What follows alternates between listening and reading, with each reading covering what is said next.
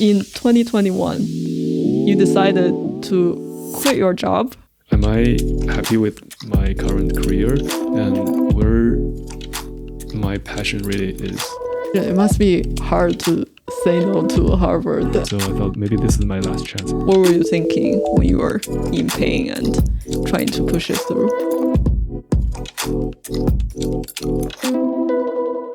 Hey everybody, welcome to BruteFab.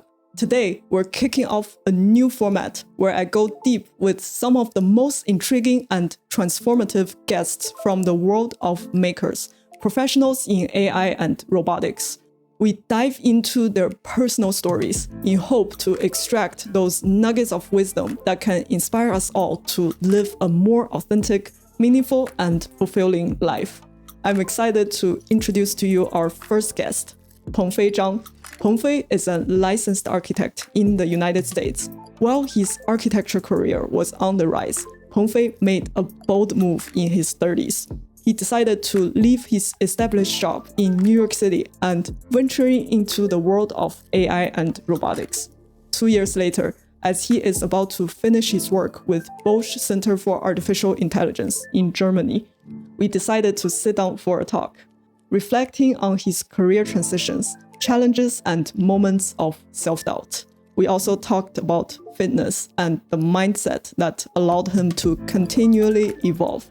This was a fun one to produce. I hope you will enjoy it as well. And without further ado, here is the talk.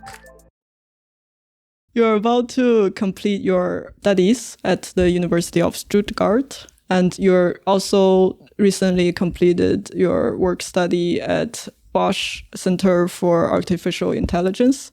So I'm wondering, what type of future do you see unfolding for you? Do you think you will continue your current research path or go into industry or doing something related to architecture?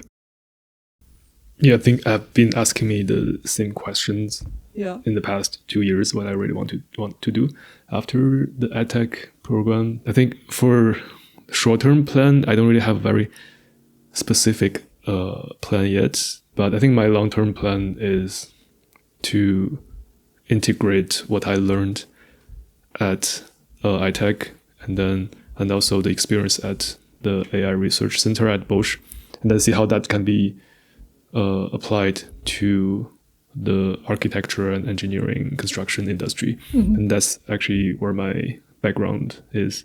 Mm-hmm. Yeah, I think we'll talk about your work at Bosch later and also your current research areas. It's interesting that you are doing what you're doing now, considering your long time background in architecture. Let's step back a little bit in the past. You have a background in architecture, and you started your early studies in China, and then you went off to the US to study your master's at IIT, the Illinois Institute of Technology. So what made you early on chose architecture as your major? I think when I was a kid, when people ask me what you want to do in the future, I always say artist. Uh-huh.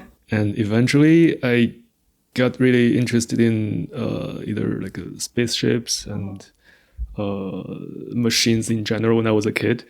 And so I think in my early part of my life, I got interested in both art and engineering, mm-hmm. Without a bit unconsciously. Yeah.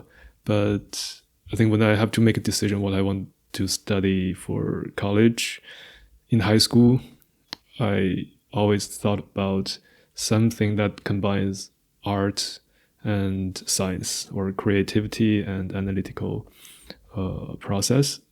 Then I found, maybe architecture is the combination of mm-hmm. everything. Mm-hmm. And so when I applied for university for my bachelor study, I think a few of my choices were either architecture or urban planning, urbanism, or industrial design. Mm-hmm. These are kind of similar design disciplines that combines creativity and mm-hmm.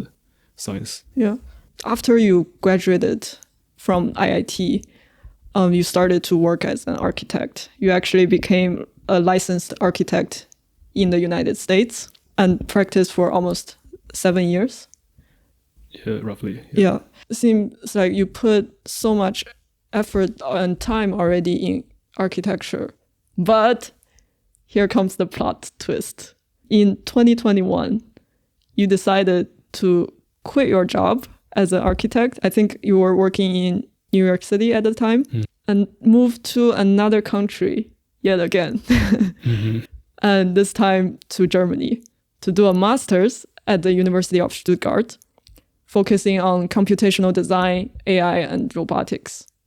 That's quite a shift, both in terms of professionally and like life change.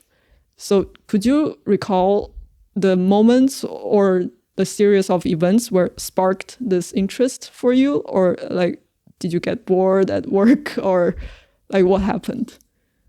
And I think I really enjoyed that part of my life in New York City.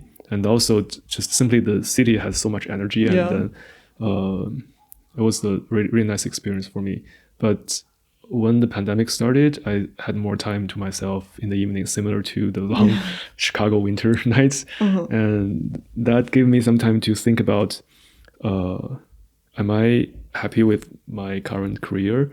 And is this what you really wanted to do? And where my passion really is. And I think since when I was doing my graduate study at Illinois Tech, and I was really interested in computational design, and I was quite good at those computational tools. Illinois Tech has a tradition inherited from Bauhaus, because Mies van der Rohe was the founding father almost of the architecture college there. So it has a very kind of a solid focus on materiality, structural design, and technology as a driving force for design. So I think philosophically, I really heavily influenced by the thoughts from Mies van der Rohe. And I think continue that thoughts. I think he was living in the mid 20th century, and then the technology at that time was the maybe new materials like a steel, glass, and then he tried to integrate those technology into modern building. But for us, our technology is actually information technology, and that's the spirit or the spirit of our time, I think, or the zeitgeist of our time. I think I've always been thinking about how this computational technology can be used as a driving force for architectural design. But it's still relatively new for the industry, for the practice in most architecture offices. It's still quite experimental. There are some firms trying to explore the potential, but in my job, we haven't really spent much time on that direction. So I think during the pandemic, I had more free time to myself. I picked up the old passion in computation or programming. And then I took some online classes. Instead of getting addicted to Netflix, I canceled my Netflix subscription, and then I signed up. Use the time to learn. On some, I think that's a bit more entertaining for me to learn machine learning. At the beginning, it was just a hobby in the evening. And then eventually I started, I couldn't stop thinking about it while I'm working on architecture projects in the office. Well, at that time I was working from home. And eventually I thought, maybe I should spend more time on this, use my energy during the day instead of only in the evening. And then at that time I found a conference online. I think I took a digital future conference that year. It was recommended by one of my coworkers. And I took another workshop from another conference. I think it's Acadia or something. At that time it was a German university, I think it's in Aachen, and then offering a cloud control for KUKA robots. And then that was my kind of a first interaction with KUKA robots. I got really fascinated by it. It was only a 2-day workshop. And then I discovered this ITech program through those online conferences as well. Because if you want to study computational design, I think University of Stuttgart is one of the major institutions that has extensive research already in robotics and computational design for architecture and construction. And I thought maybe this is a good opportunity for me to go back to school after a few years of professional working experience and to learn these new technologies. And I think that's gonna be the future of the industry, because compared to other sectors such as manufacturing or aerospace engineering, who has been adopting the computational tools decades ago, architecture is still relatively quite behind in terms of technology and automation. At that time, I actually thought about a PhD, but I thought that's too much commitment for me. I think I should just spend 2 years on it and then see if I want to continue or not, and then just to see if it's really what I wanted to do. So I tried to apply for this iTech program, and then luckily I got admitted. So yeah, that's how I eventually ended up in Germany. But I remember you first contacted me on LinkedIn. I was in the program already. When you messaged, you were also admitted to the Harvard design engineering program. Yeah, so I'm curious, in the end, what made you chose the iTech in Stuttgart as opposed to the Harvard program? Yeah, that was quite a tough choice for me at that time. Both of these programs were my top choices. I thought I would be happy if I got admitted to either one of this, but at the end I got both. So then I have to make a choice between one of the two. Yeah. So I think there are a few things I need to have to compare. I think the first thing is, do I want to keep staying in the US or do I want to move to another country? Yeah, I think that's a big factor. Yeah, I think ideally German-speaking countries were always on the top. my a dream, top of my list. Yeah, and those German architecture schools were always my dream schools when I was during my undergraduate study. But because of the language barrier, I didn't have enough time to learn German, and all of those architecture programs were in German in those German schools. So I could only go to my second choices in the US. And then at the end, the reason I chose IIT in Chicago is also it's the most German school in the US because of the tradition of Mies van der Rohe and Bauhaus and everything. Yeah. And they still have some German professors at IIT. And so during the pandemic crisis, it's like a self-rediscovery. I found a lot of my old passions from a few years ago when I was much younger, and then I want to pursue those dreams before I get too old to make those choices with more freedom. And so I thought maybe this is my last chance if I want to study architecture in Europe or in German-speaking countries, even though it's really cool to, people call it dropping the H-bomb, going to Harvard. Yeah. But I thought maybe that's a bit superficial goal for me, particularly, personally. So I thought maybe go to Germany is my real dream. So that's how I ended up choosing. Yeah, that's awesome because Germany. Yeah, that I can imagine. It must be hard to say no to Harvard, and but like you said, it's a little more superficial than the goal you are trying to actually pursue. Yeah, I think this is very specific to my personal experience. I think in general, I'm for sure Harvard is still the best school for design. But also it's like the tuition aspect as well. I feel financially, it's also very attractive to go to Germany. I had some savings after a few years of working, and at that time, when I made the decision to go back to school, I made sure that financially I can support myself, either Harvard or Germany.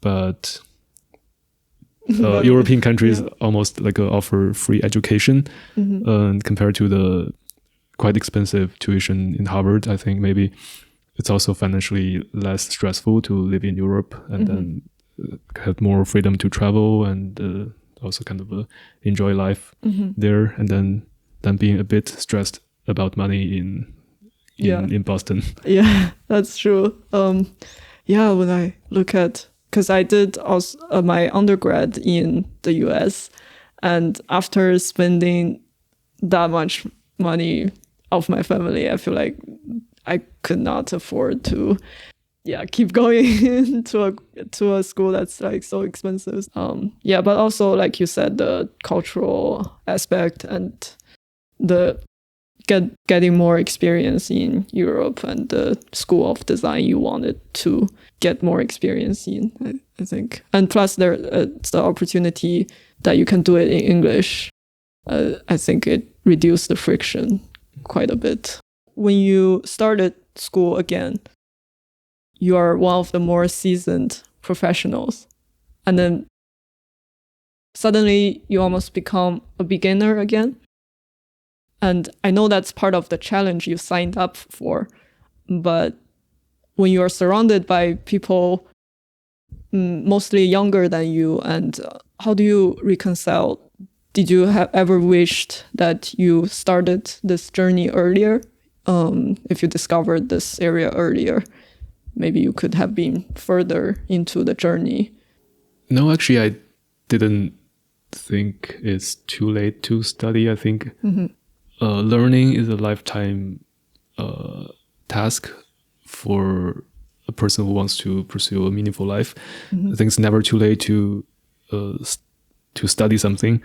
And yeah, you're right. I was one of the older students in my class. It's quite like a rejuvenating journey for me to spend time with these younger classmates. And I got really inspired by them. And I got inspired by their energies and their passion. Reminds me my early phase of studying architecture. And it also made me a bit more relaxed, like looking at study after these years of working. I quite enjoy and treasure the time, like being able to spend the time freely and then explore whatever I wanted to study. And then I really appreciate the freedom of time during the master's program again, which I didn't really appreciate that much during my first master's program.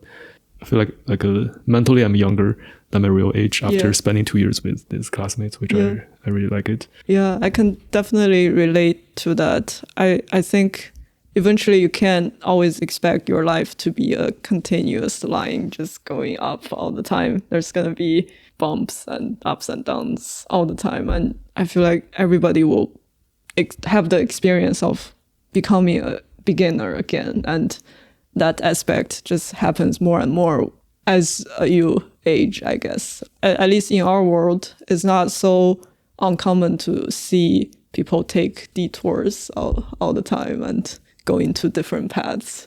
Often that's also a good thing that you get to experience or learn like a wide range of skills and able to apply it to your life. How about looking into the wider world? Sometimes I look at people who discovered their lifelong passion at a very young age and able to focus on that specific area and eventually become an expert in that area. However, when I look at my own life, I think my path hasn't been very straightforward. And sometimes I do wonder if I discovered a specialization or my lifelong passion at a super young age, maybe that could be a very good thing. And I think I'm very much still on the process of discovering. So I'm wondering what's your take on this specialization versus being more broad and multifaceted? Yeah, I think that's a really interesting question. I have full respect to the people who are willing to spend many years working on one topic or have a decision of their passion or the path they want to pursue in their early age and then keep improving them in that same direction. And I think sometimes I also want to be the expert, and I think I really enjoy being focused on one direction and then just keep going further. And it's really satisfying for me. But also sometimes I found that I'm interested in so many things. Since when I was a kid, I want to know basically the reason of everything. I want to understand everything.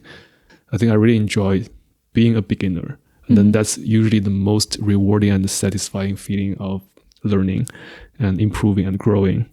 And so I think I like the balance between expert and the specialist and generalist. I think I'm interested in to be both, but I think fulfilling my curiosity is probably the priority for myself. And I think so far I'm more of a generalist than specialist, and I quite enjoy being that. Yeah, I think I've once heard a theory like we all want to be a T-shaped talent, as in you're very deep into a certain area, but you're also broad enough to be well-rounded on like many aspects of things. So I think maybe eventually that could be a nice balance. Yeah, exactly. Maybe you're like another level of T-shape. Maybe like I'm thinking about like a pie shape or the Greek letter pi and the capitalized Greek letter pi. You have like a horizontal line and the two vertical lines. I mean, have a broader interest in a lot of things, but you also have like multiple specialized expertise. Yeah, that's very interesting, because part of the reason I want to do these interviews is also to explore, like, because as humans, we are very complex and we can be interested in multiple things. And if we're dedicated enough, we can become pretty good at many range of things. I want to explore the broad range of things like someone can accomplish like during their lifetime, I guess. Yeah, I think you're also the type of person who is both good at going deep in one direction, but also keep the open-mindedness to other areas and topics and hobbies. You are also from architecture background. You went pretty deep in the direction of digital fabrication, and then now programming, robotics, and then even like, for example, even doing YouTube, that's really time consuming and requires a lot of effort and commitment, and you're like very good at keeping the pace and being consistent. I think you were also the type of person who can go both horizontally and wide and vertically deep. Yeah, I think I share the same curiosity as you. I think I'm deeply curious about many things. And when I was younger, I would want to go into all these different fields, but eventually I realized we are limited with time and energy. So I want to find this balance between being able to pick the most important things I'm interested in and also helpful to the world, as well as being able to go deep into these aspects. I feel like there is the curiosity aspect, but also the commitment aspect. I think both of those are very important in terms of learning and keep progressing in these different disciplines. So I wanted to talk about the designer brain versus the technical brain, like the engineering and coding brain. So one interesting thing I realized when I switched also more into coding is I could literally feel that I'm using a different part of my brain. I wonder, did you have hard time transition to like from a very designer oriented brain to technical? For me, actually, no. I think it was quite easy transition for me. I think it still is thanks to my high school education. It was really intense in terms of mathematics and physics and chemistry, biology and everything. Because I think it's just a cultural thing in East Asian countries. Like I think we had to sometimes spend 12 hours a day studying on those subjects. And then it was like when I told my European or American colleagues, and then they got so shocked. Like they thought it's crazy for a teenager to spend more than 10 hours on studying a day. But for us, for us, it's so common. It's and very common. Not only China, but also Korea, Japan, and all those the whole region. It's quite common. So at that time, I was really struggling as a kid, but now I really appreciate that training, that part of training in my life. And so for me, it's when I first started learning architecture, I was studying in the design school right after high school. That was kind of quite a transition for me from this more scientific or computational thinking to more intuitive thinking, much more related to phenomena in the physical world and more about our personal senses of color, light, and the training in painting, sketching, and observing how the shadow and light changes, how to tell the difference between nuances of colors and the shapes and geometry. I think that was like a really fascinating and interesting process of transition in the first year of my undergraduate study. And after that, that's when I like really fall in love of design and architecture. I felt like that's really a whole new world for me to opens the window or the door to this whole new world. And it made me to be more sensitive to myself and my surroundings and the environment and the nature and the world. And I started to touch every object around me to feel the texture, the temperature, the humidity and smell and everything. That was a really quite interesting experience, especially in my in the early age of my life, and that really shaped how I live in this world. And then I think recently, as I got more interested in programming, coding, and computational thinking for design, and I found it's also quite easy to switch back to those hardcore training years like in high school. I think it's really necessary to do that in as a teenager. So I think once you did that in your at like 15 years old or 16 years old, you would never forget those things in your whole life.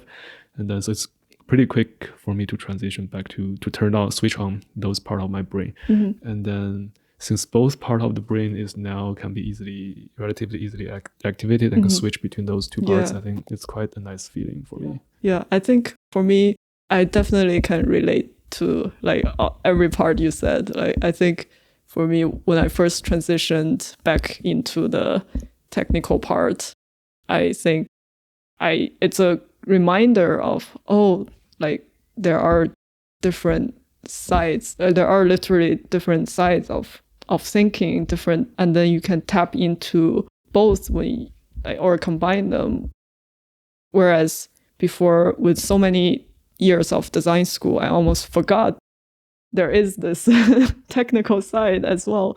I was always very driven by expression and like the things you talked about being a designer, and suddenly have this ability to be so sensitive to life in many ways, and then suddenly being reminded that there is this other side of the world, and it's also really beautiful, and it just makes me appreciate like the variety of the things we're capable of more, I think. Yeah, I think one just interesting phenomenon or fact is that before I studied architecture, my mom always complaining about me being messy in my room. But after I studied architecture, I started to appreciate the order in the space and the order of the physical layout of my environment.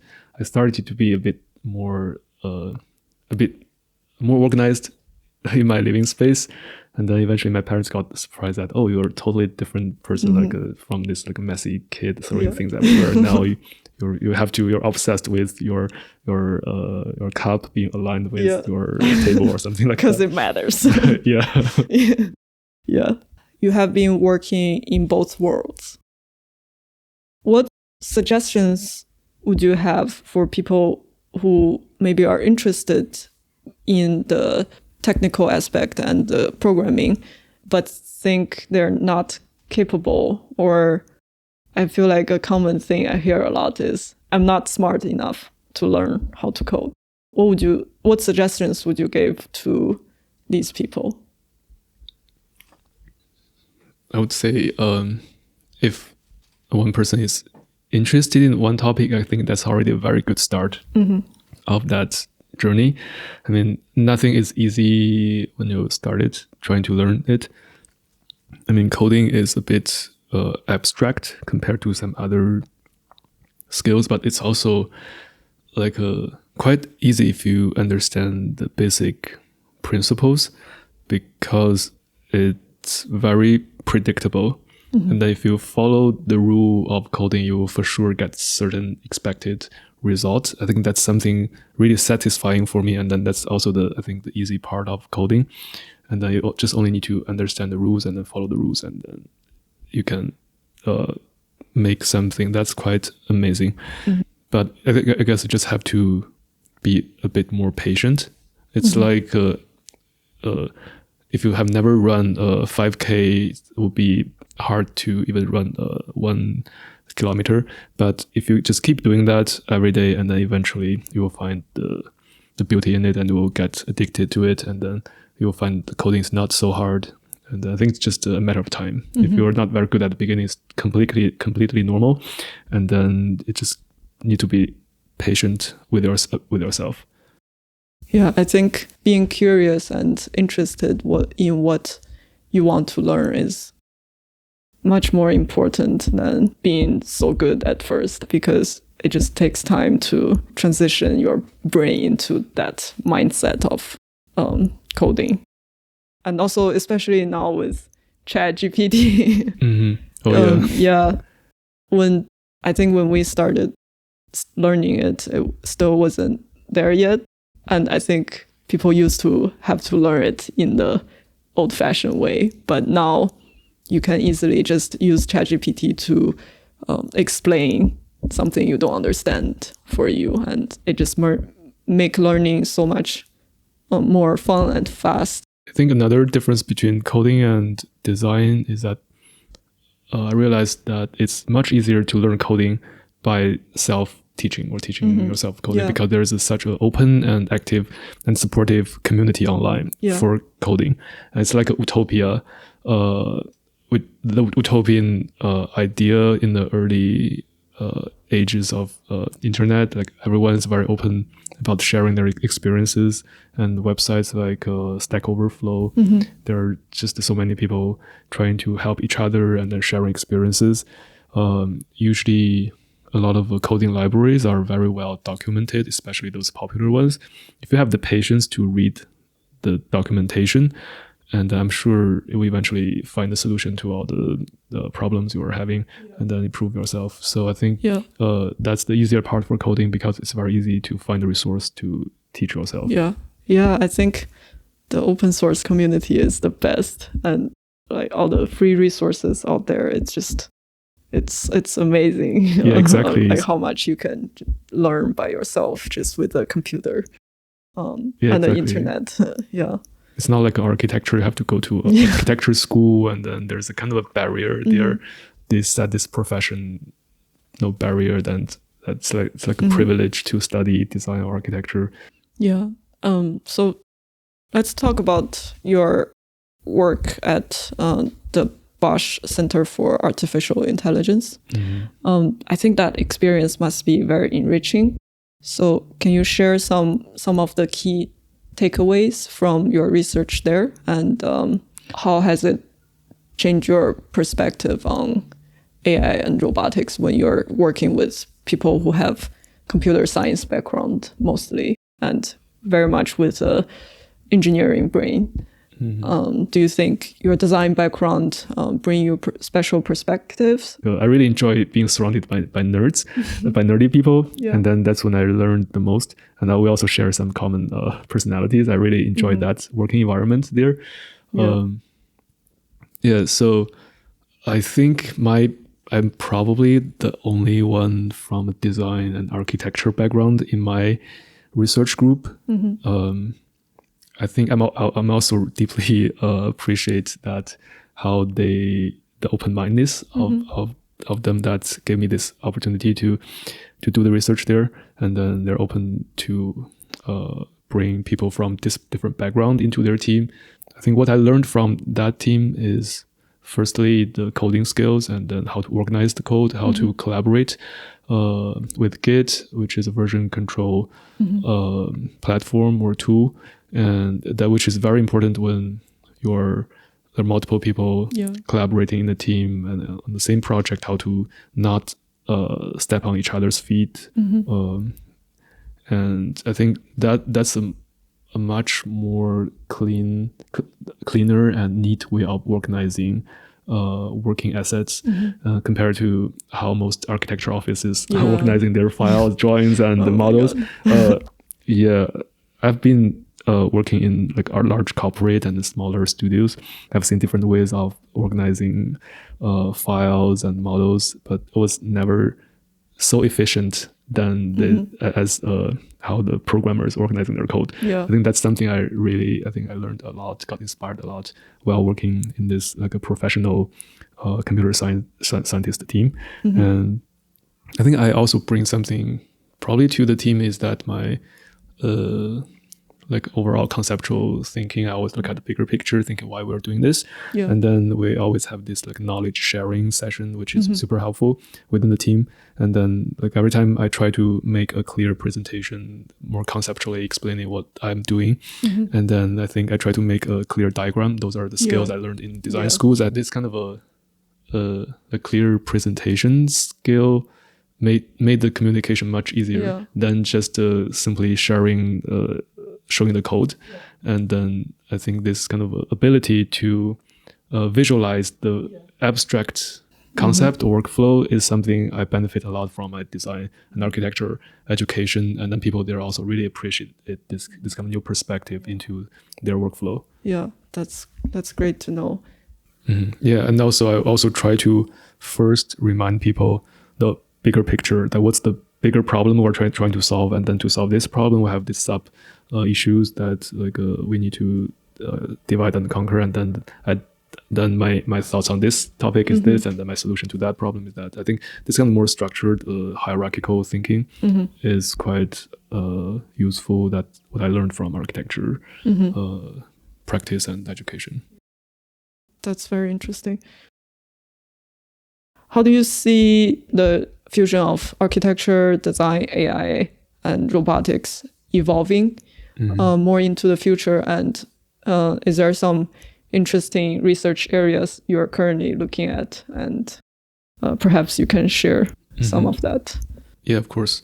I think my work at Bosch AI Research Group is mostly about deep reinforcement learning for robotic grasping in the kind of a factory or warehouse bin picking scenarios. We train the agent to identify an object in the image, which is RGB plus depth image, and then to find the best grasping point for the robot, and then the robot through you can generate the corresponding grasping pose through the kinematics chain. So that's basically what I'm doing for my work. And then I really like the concept of reinforcement learning because it's like almost like a learning from the nature. That's how agents in the nature works. That's how most animals and human learns a new skill in the most natural way. And as like everyone, like a human infant would like just randomly grasp anything or just interact with the environment, and then they get either reward or punishment from the environment. They either hurt themselves and they cry. That's a negative reward, a punishment, a penalty. And then sometimes they succeed, they get some like candy or some like nice treatment, and then they know if they do that, they can get this positive reward, and then that's eventually embedded into their neural network in their brain.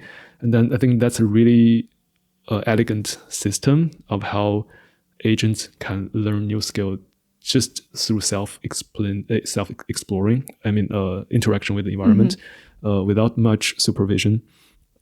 I think that's also my kind of a research topic for my master's thesis that I'm currently working on, and using deep reinforcement learning to train an agent in the simulated environment and to accomplish some timber structure assembly tasks.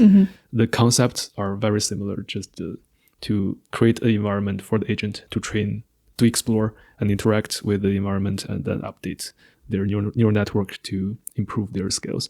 It's kind of like the philosophy of Taoism from China, like 1,000 years ago. There's this concept of Wu Wei, which means like doing nothing. Like we just need to create this environment for the robot to explore. And then we don't have to do anything. We just need to set up the initial state. We set up the reward function. We set up the observations of the agent, and then what kind of action it can generate. So once everything is set up, we just click the start button, and then everything else is done by the agent by itself. I think that's so much more elegant compared to the classic robotic programming methods. I think like we don't have to hard code every single behavior of the robot. We don't have to tell the robot, if you see something, do something, see another thing, do another thing. That's really tedious, and that can make a lot of mistakes in that. And so that's my current focus for both my work and my thesis. But I think it's a very interesting question about how this can be applied in architecture. I've been thinking this a lot in the past few months. Although my thesis is trying to explore this deep reinforcement learning method in the assembly scenario, but I see this kind of agency can be applied in both design and fabrication or construction. I'm not sure if you're familiar with the multi-agent system, or what's that called? ABM. Yes, of course. Agent-based modeling. Agent-based modeling. Framework developed by ICD at the University of Stuttgart. I think this is also one of the main research direction of our institute currently, to explore the agency between multiple agents in the system. It could be so what is an agent? I think it could be one building element in the building system. Could also be the robot, just whoever or whatever that can interact with the environment and then adjust itself its own state. I think that can be considered as an agent. Once there are multiple agents, and then we set the rule of the interaction between the relation between the agents and the environment, or between the agents, and then they can adjust themselves, and they can eventually reach the equilibrium. I think that could be a very powerful tool for architectural design. This idea of a more bottom-up approach of setting the rules and just let it emerge itself. I think that's very powerful, and sometimes it can surprise you and come up with maybe something beyond our imagination. I think that idea is very powerful. And this agent-based modeling in our institute is still just a framework for now. I see great potential of integrating deep reinforcement learning into that framework. That will make it so much more powerful, I think, with this like AI feature in it. That will be the next, and then the it next will level. just design itself, and it will be jobless.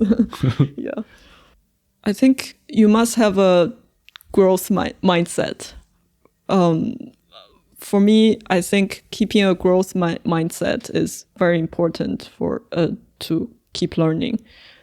Can you tell us how you are able to keep a growth mindset along the way?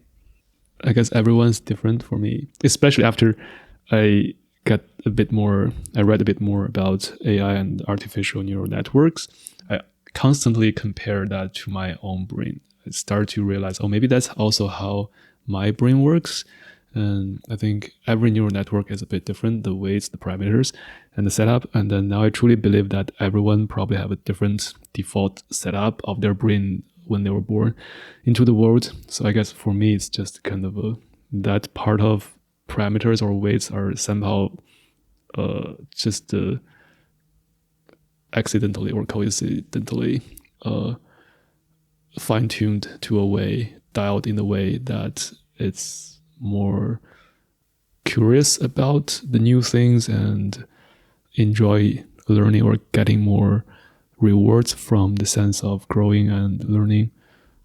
That's why it's part of the driving force in my life. I think I guess everyone's different. It's just for me, just luckily I get this kind of mindset. Probably just a default setting, but I don't know if there's any like life events in my early childhood that makes me more interested in growing myself or later in my education. But it's probably just a default. Yeah, but I do feel when I was little, I always thought maybe programmers are born to be programmers, or even anything. If you're funny, you're born funny. I don't know. Everything can be a skill that you can learn.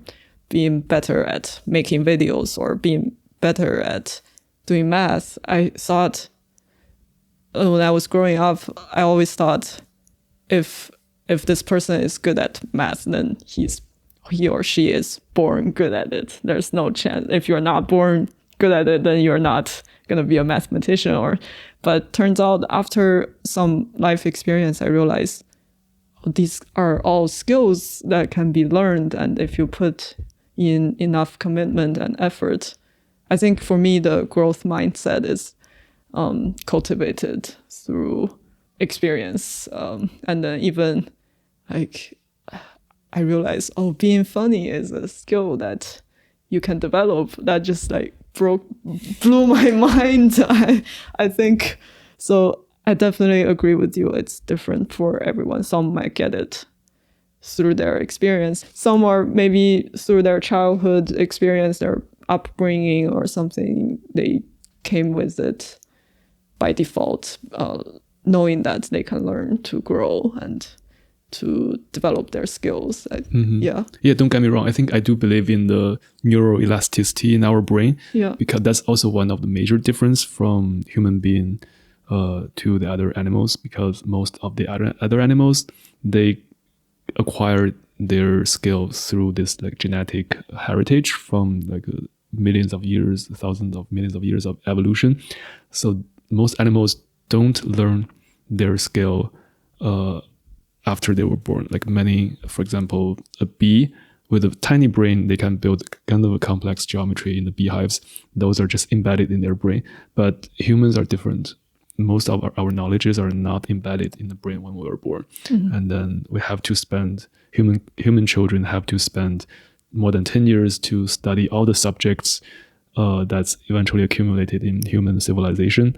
And I think we do have this flexibility in our brain to learn any skills through training and practice. And that's the amazing part of the human brain. And so, yeah, I agree with you. Like any kind of a feature, such as being funny or the humorous or coding, or even the sense of growing, can be acquired through the training or the way of cultivation in their early life.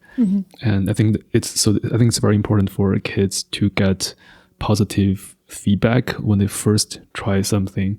I think many people just lose their interest in mathematics during the first interaction with it, and if they got some very negative feedback from teacher or adults, and then they will thought, maybe they're not very good at that, and they will just they will stop improving themselves on that subject. Sometimes it just takes one good teacher. Exactly. Totally agree. So let's talk about fitness. Aside from work, you are also an athlete. So you have participated in multiple triathlons, and obviously sports are very important to you. And to be able to compete in these races, you have to maintain a certain discipline. and a certain level of fitness.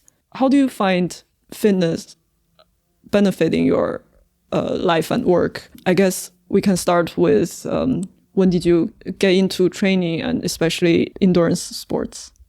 I think speaking of the beginning of this hobby, architecture students are usually famous for or have this reputation of unhealthy life. We sleep late, we spend long hours in sitting in the studio drafting something, making models, and we all have back pain, shoulder pain, and fatigue in our eyes, and sometimes we have to pull an all-nighter, and I think I was one of those unhealthy students in architecture school.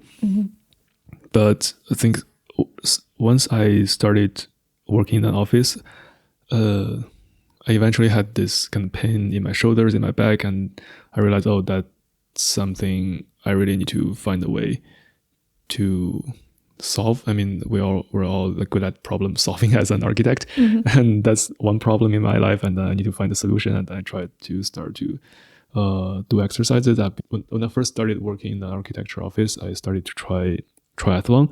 One of the reasons was that I found this triathlon race in Chicago, and then there's a community there. There's a triathlon club offering beginners class, and I think I was lucky that I was living in Chicago at that time because the city offers the perfect swimming condition. I would say open water swimming for beginners.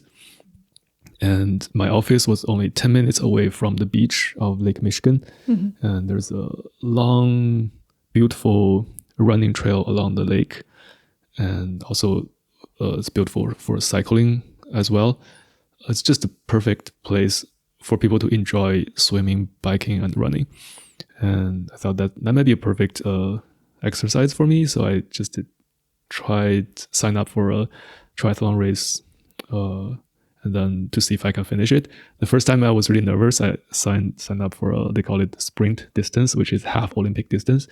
It looks manageable to me, but still I was really, really nervous. I tried to go for running and swimming as often as possible the whole summer.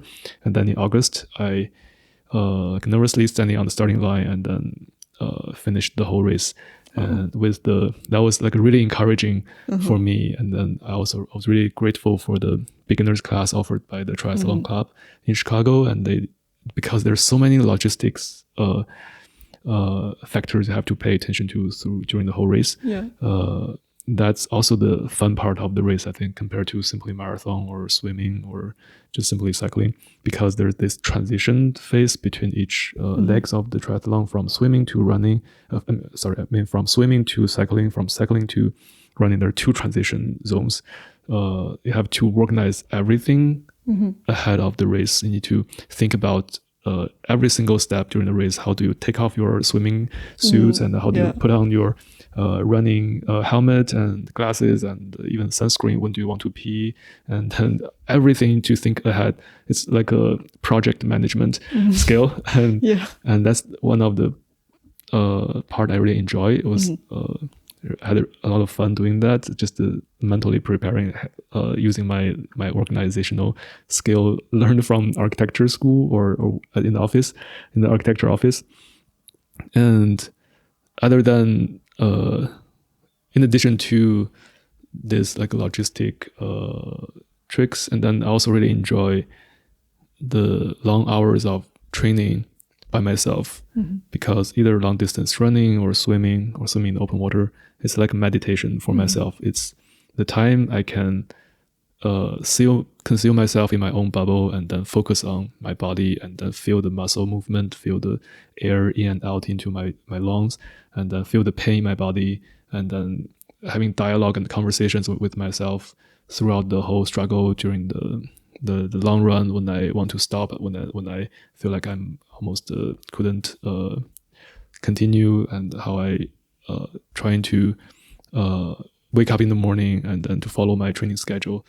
I think that whole kind of structured and self-disciplined way of training is really beneficial to me. And then I feel like my brain works better, my body functions better, after those training, and then because the meditation during the training gave me a clear mind afterwards, and even sometimes like excessive dopamine in my brain afterwards, and my body and the mind-body relationship is also something I discovered through this endurance sports, that a healthy body or stronger body really makes a stronger mind that can be more productive and more functions much better.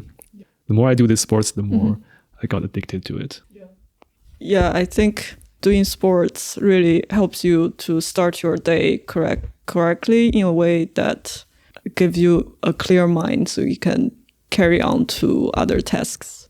After doing a race, you feel this positive feedback and continue to do it in other areas, I think. Yeah, it's interesting that if I didn't run a triathlon for a few months, I start to have a dream of doing a race in my mind. That's like a reminder for myself. Okay, you should do another triathlon race now. Like you're even dreaming about it. Yeah, I think there's really a positive reward every time after I finish a triathlon race. And also things we talked about growth and the physical growth after training. That's also even more satisfying than like mind growth, because mind growth sometimes it's hard to measure, but physical growth it's so easy to notice. Like you can feel like your body is getting fitter, and then you can run longer and faster. It makes me finally understand the old motto of Olympics: Citius, Altius, and Fortius, which is faster, higher, and stronger. That's something I can really feel after training physically. So that's really positive feedback every time. So when you are doing these sports, how do you push through the difficult part where you feel so painful? You almost feel like you always have the option to quit, but you still keep through the pain and finish the race. What were you thinking when you were in pain and trying to push it through? I think, I guess, since I started training a bit later in my life, I know physical pain is relatively easier to endure than some of the emotional or mental pains. And that's pretty sad as being a human adult. Yeah. But I think that's just something it's based on personal experience. I think physical pain is just relatively easier. Also, this kind of physical, I think it's maybe sounds a bit weird, but this kind of I kind of enjoy the physical pain that makes me feel better about those mental and emotional stresses. And it's for me, it's almost like a nice distraction from the stress and anxiety from daily life. It makes me feel the authenticity of existence through this pain, physical pain, which I kind of enjoy. And then it's definitely not something feels nice, but it's just a special experience for me that I think it's just a normal part of the training. Yeah, but I think once you push through this pain and afterwards you really... Yeah, exactly. It's really satisfying to finish something, to reach the goal after experiencing this pain. Yeah, it's a really nice feeling. Yeah, that's awesome. So as someone who's been through this big life and career transition, what advice or suggestions would you give to someone who may be in a similar situation as you a few years back? Maybe they're well into their career, but they feel like they're still interested in some areas, but they feel a bit stuck. Yeah, I think it's a hard question. Most people, if you ask them, they will probably say you should follow your heart or follow your passion. But I think it's always kind of risky to make a change. Although I always embrace like stepping out of the comfort zone, but you should not do it without careful thinking and examination. I mean, whenever you want to make a change in career, you should have think it twice and then make careful and analysis with yourself or conversation with yourself and then think if it's really necessary. Sometimes I use the analogy of the optimization process, and we're all trying to reach certain level of optimum result, but sometimes we get stuck in the local optimum. For someone who wants to change their career path, I think maybe can always start with a small test. It's like in programming, we always do a quick prototyping and then do something quick and dirty and see if that works. If that dies in the early phase, we just stop it. And then if you see great potential in it, you just keep pursuing. So I think it's same for our life. If we're interested in something, it's never hurt to start something quick and dirty and then do some prototyping of our own life and then see if that works. And I think that would be my advice. Yeah, that sounds great. Start small and see where it goes. And it's like how I took those online classes as a quick prototyping to see if I really am really good at that or that's something I should do. That sounds great. Pengfei, your story has been really inspiring for people who want to break free from their comfort zone and venture into new territories. This story really inspires me every day. Thank you for sharing it with us, and I look forward to more discussions in the future. Thank you for having me. It's always a pleasure to talking to you, Mengxi. Thank you. Thank you so much for watching. Make sure you like and subscribe. Let me know if you like this format. I do want to have more guests on and keep improving it. The audio version should soon be available on the major podcast platforms. Until next time, happy dreaming.